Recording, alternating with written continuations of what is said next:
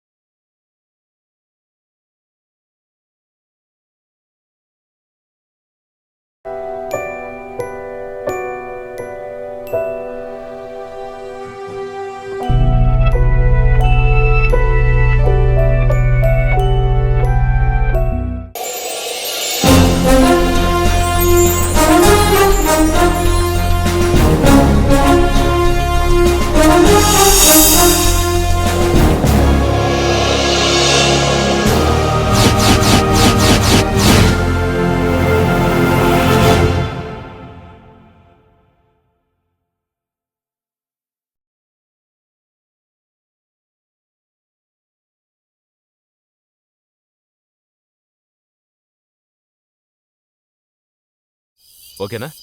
Yeah. ఇప్పుడు మేము నిలబడింది 1997లో ఒక ఘోర అగ్ని ప్రమాదం జరిగి 17 మంది కాలి బూడిదైన జేకే పాలిటెక్నిక్ కాలేజ్ ముందు. ఆ సంఘటన జరిగిన 14 సంవత్సరాలుగా ఈ కాలేజీ మూసే ఉంది. ఇటువైపుకి ఎవరూ రావడం లేదు. ఆ ఫైర్ యాక్సిడెంట్ జరిగిన తర్వాత ఈ కాలేజీ చుట్టుపక్కల దయ్యాలు తిరుగుతున్నాయని ఊళ్ళో వాళ్ళు చెప్పుకుంటున్నారు. ఒక నిమిషం. ఈయనే మిస్టర్ పెరుమాళ్ళు. ఈ కాలేజ్ గురించి ఊళ్ళో వాళ్ళు మాట్లాడడానికి భయపడుతుంటే మాతో పాటు వచ్చిన ఒకే ఒక ధైర్యవంతుడు ఈయనే. చెప్పండి పెరుమాళ్ గారు, మీరు దయ్యాలున్నాయని నమ్ముతున్నారా? ఉన్నాయండి. నేను 4-5 సార్లు వాటిని చూశాను, కానీ నాకు భయం అనేది లేదండి. నేను ఈ కాలేజీలో అటెండర్గా పనిచేశానండి. సో ఊరంతా భయపడే ఈ జేకే పాలిటెక్నిక్ కాలేజీలోనే మేము ఈ రాత్రంతా ఉండబోతున్నాం.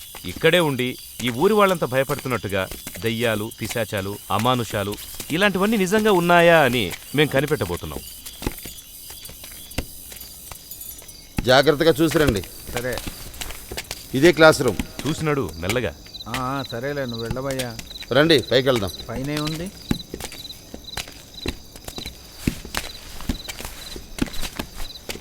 ఇటెక్కడికి? ఎక్కడికైతే మనకెందుకే, ఆయన ఫాలో అయితే మనకు కావాల్సిన వివరాలు తెలుస్తాయి కదా. ఇదే లైబ్రరీ. లైబ్రరీనా? అన్ని పుస్తకాలు తగలబడిపోగా మిగిలినవి ఇవే. ఇక్కడే 4 పిల్లలు కాలి బూడిదైపోయారు. అలాగా? పాపం. ఇదేంటి? ఇది స్పిరిచువల్ మీట్. అంటే షార్ట్గా చెప్పాలంటే ఇక్కడ దయ్యాలు కదిలే అనుకోండి, ఈ ముళ్ళు కూడా కదులుతుంది. ముళ్ళు కదులుతుందా? అంటే ఈ ముళ్ళు కదిలేటప్పుడు ఈ కెమెరాలో వీడియో షూట్ చేస్తే ప్రేతాత్మ ఉంటే కరెక్ట్గా కనబడుతుంది. అందుకే చేతిలో పట్టుకునే తిరుగుతున్నా. అర్థమైందా పెరుమాళ్ళు? ఇప్పుడేమైనా ముళ్ళు కదులుతుందా? మీ వాడినెవడినైనా రమ్మనండి, అప్పుడు కదులుతుంది. రండ్రే స్మార్ట్ బాయ్. పెద్ద మనగాడైతే మీతో 4 పిలుచుకురండి. నీకు తోడా? బాబు ఆటలాడకండి బాబు, మీ పాటికి మీరు ఏదోటి చేసిపోతారు. రేపు నేనే కదా శమలా పడి ఉండాలి. అన్నా ఊరుకన్నా, వచ్చినప్పటి నుంచి తెగ బిల్డప్లు ఇచ్చేస్తున్నావు. ఏంటన్నా ఎవరు కనిపించట్లేదు? Second Saturday లీవా? బాబు జోకులేయొద్దు, వెళ్ళిపోదాం పదండి. రండయ్యా, రండి వెళ్దాం. భయపడతావేందరే? పాపం భయపడ్డట్టున్నాడు. Extra artist. ఎవరినయ్యా ఎక్స్ట్రా ఆర్టిస్ట్ అంటావు? నువ్వే వచ్చిన చోట పని చూడకుండా అనవసరంగా డిస్కస్.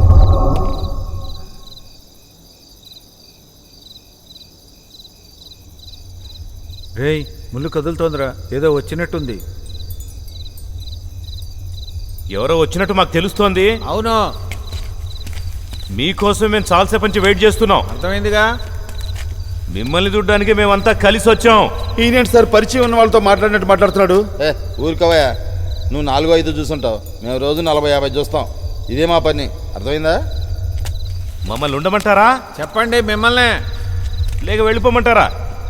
వెళ్ళిపోమంటే చెప్పండి, లేదంటే సిగ్నల్ అయినా ఇవ్వండి. మా ముందుకొచ్చైనా నిలబడండి, లేకపోతే మేము ఇక్కడి నుంచి. రేయ్, ఏదో సౌండ్ వినపడింది కదా? అవునరా బాబు, వద్దయ్యా, నా మాట వినండి అయ్యా బాబు.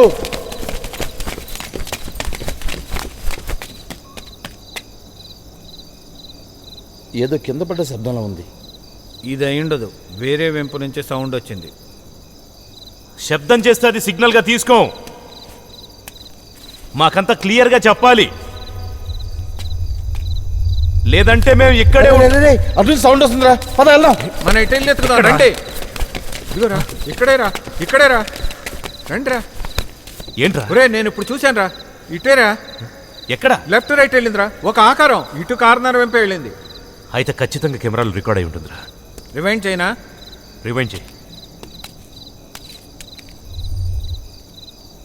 ఓ షిట్, అవునరా అటే వెళ్ళింది. ఆ తలుపు వైపే వెళ్ళింది. వెళ్ళిపోదాం బాబు. బాబు నా మాట వినండి, వెళ్ళిపోదాం రండి. ఊరుకోండి. ఉండయ్యా నువ్వు ఒకడివే.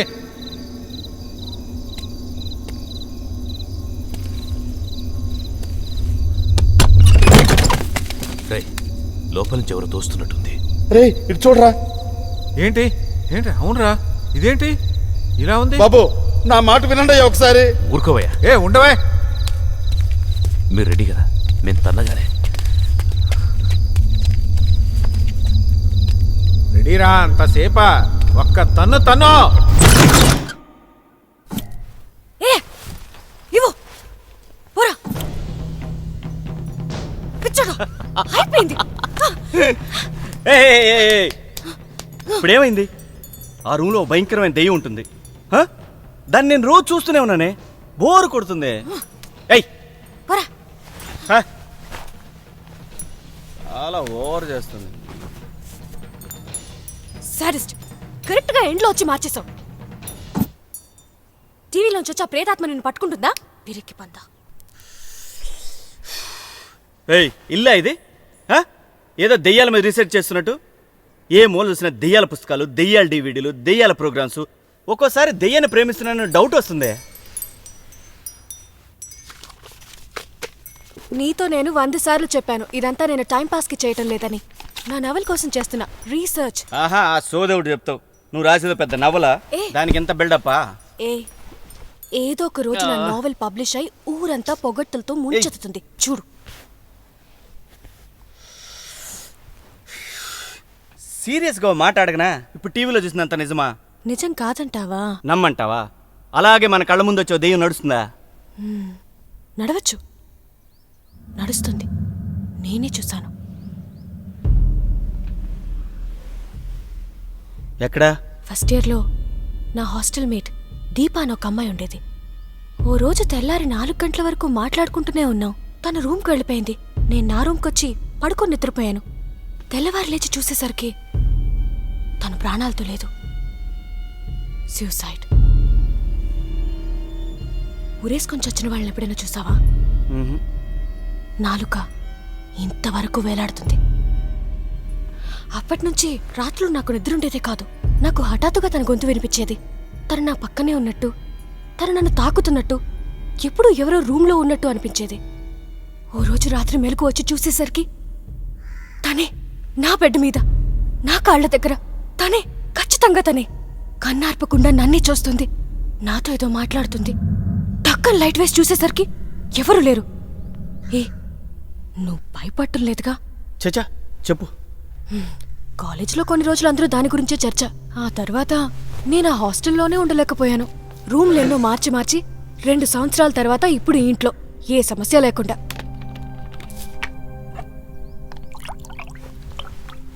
ఆ తర్వాత ఎప్పుడైనా చూసావా? చూశానుగా, బాగా అలవాటైంది. భయం పోయి ఇప్పుడు ఇంట్రెస్టింగ్గా ఉంది. నేనోసారి తనతో మాట్లాడాలని కూడా ప్రయత్నించా, కానీ తనే నాతో మాట్లాడలే. అంతెందుకు, ఇప్పుడు కూడా తన రూమ్లో ఉండొచ్చు. మనం మాట్లాడేవన్నీ మన పక్కనే ఉండి వింటూ ఉండొచ్చు.